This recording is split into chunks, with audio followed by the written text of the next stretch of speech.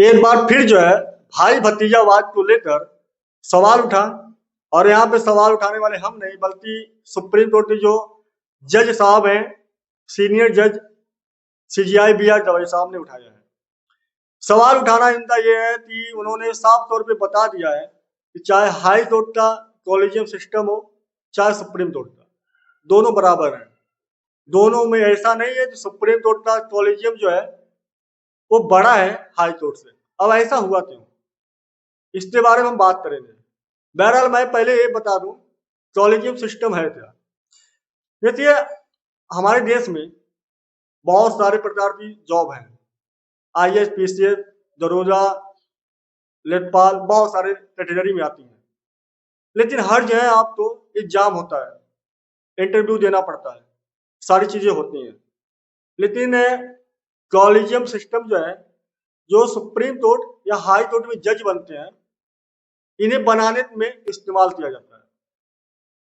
Collegium system ये होता है कि जैसे मान लीजिए सुप्रीम कोर्ट में अगर अभी मान लीजिए प्रेजेंट में बी आर गवई साहब हैं, अल्लाह जज कौन बनेगा इसके बारे में इनके द्वारा नाम भेजा जाता है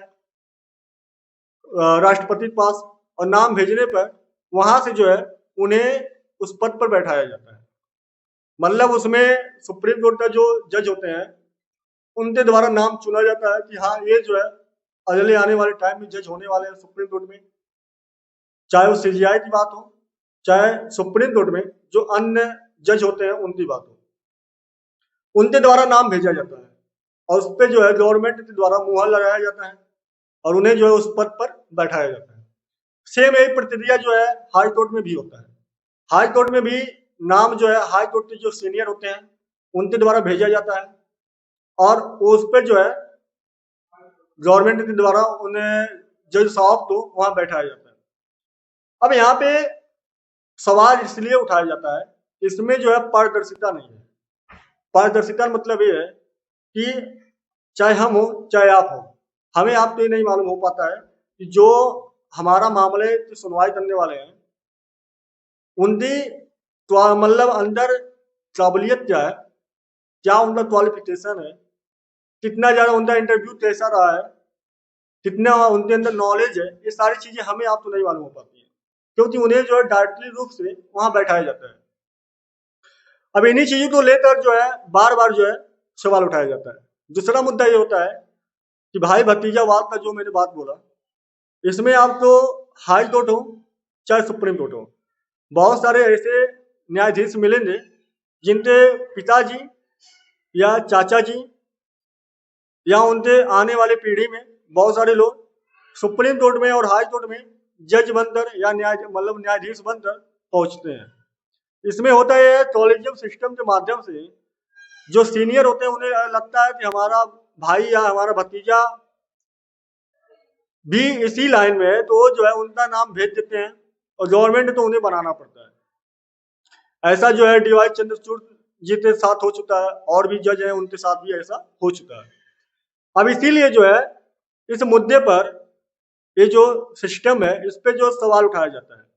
ये प्रेजेंट में क्या हुआ है, अब उसमें हम थोड़ा चलते हैं। हुआ ये है कि मुख्य न्यायाधीश बी आर गवई ने कहा कि सुप्रीम कोर्ट और हाई कोर्ट दोनों संवैधानिक संस्थाएं हैं और एक दूसरे से श्रेष्ठ या निम्न नहीं है।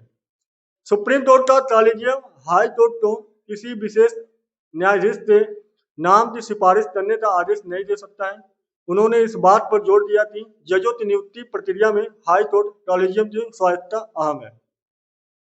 अब यहाँ से जो है थोड़ा सुधार होने की उम्मीदें सामने आ रही हैं क्योंकि सीजीआई ने बोले हैं कि चाहे हाई कोर्ट हो या सुप्रीम कोर्ट हो, दोनों स्थानों दोनों कॉलेजियम सिस्टम जो है बराबर है।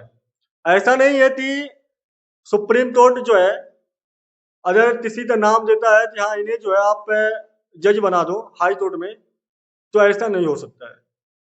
और हाई कोर्ट में जज बनना है तो वहाँ के जो सीनियर है उनका जो है प्राथमिकता जरूरी है।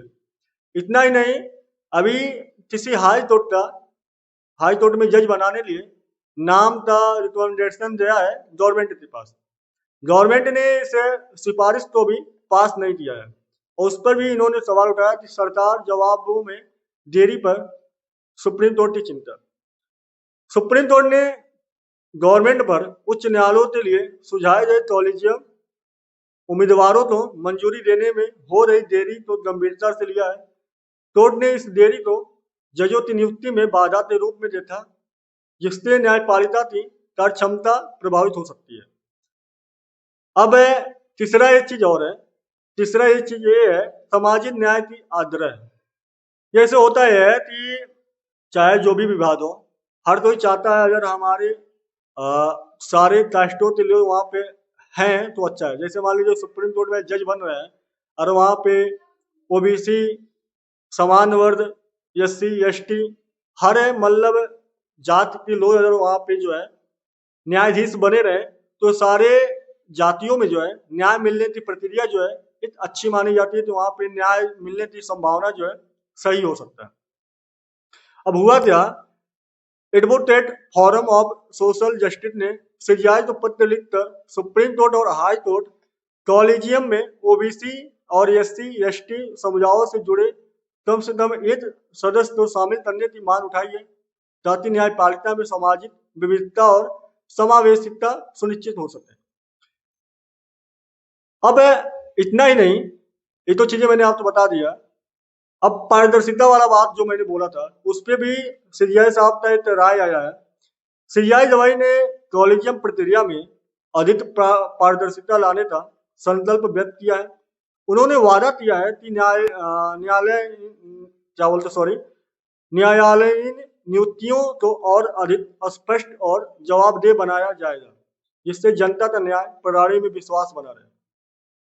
अब इन्हें भी समझ में आ रहा है, जो हमारे CJI साहब हैं, वैसे BR गवई साहब का फैसला जो है परफेक्ट आता है। अब इन्हें भी समझ में आ रहा है कि ये जो कॉलेजियम प्रक्रिया है इसमें पारदर्शिता लाने की आवश्यकता ज्यादा है। अगर पारदर्शिता इसमें आती है तो जो लोगों को न्याय मिलता है, न्याय में विश्वास बना रहेगा। ऐसा नहीं रहेगा कि हाँ जो हमें न्याय मिला है गलत तरीके से मिला है, क्योंकि अगर हमें नहीं मालूम है कि हमारे सामने वाला व्यक्ति जो है कितना नॉलेज है उसके अंदर और वो हमारे बारे में बोलता है, हमारे बारे में निर्णय देता है, तो जाहिर सी बात है हम भी सवाल उठाएंगे कि जो व्यक्ति हमें न्याय दिया है क्या वो सही है या नहीं। ये चीजें जो है बहुत अहम होती हैं। और ये जो पद है, ये पद की गरिमा जो है बहुत ऊंची है। यहाँ आपका डिसाइड होता है कि आपकी उम्र बर्बाद होनी है या आपको आजादी मिलनी है, क्योंकि अगर आपके एक गलत फैसले से आपकी पूरी लाइफ जो है बर्बाद हो सकती है। इसलिए जो है सुप्रीम कोर्ट हो, चाहे हाई कोर्ट हो, चाहे जिला कोर्ट हो, वहां पर जो न्यायाधीश हैं उन्हें सही तरह से बैठाना या उनके अंदर नॉलेज कितनी है उस क्षमता तो जानकर बैठाना अपने आप में बहुत महत्वपूर्ण होता है। बहरहाल जो भी ये फैसला आया है अपने आप में अहम है। आने वाले टाइम में जो है इस फैसले का जो है बहुत महत्व होने वाला है, जिसमें जो है पारदर्शिता और होती है। आपकी क्या राय है? आप अपनी राय भी कमेंट बॉक्स में दे सकते हैं। वीडियो अच्छा लगे तो लाइक शेयर भी कर सकते हैं। पहली बार जुड़े हैं तो सब्सक्राइब कर लीजिए। मिलते हैं अगले वीडियो में, तब तक इजाजत। जय हिंद, जय भारत, वंदे मातरम।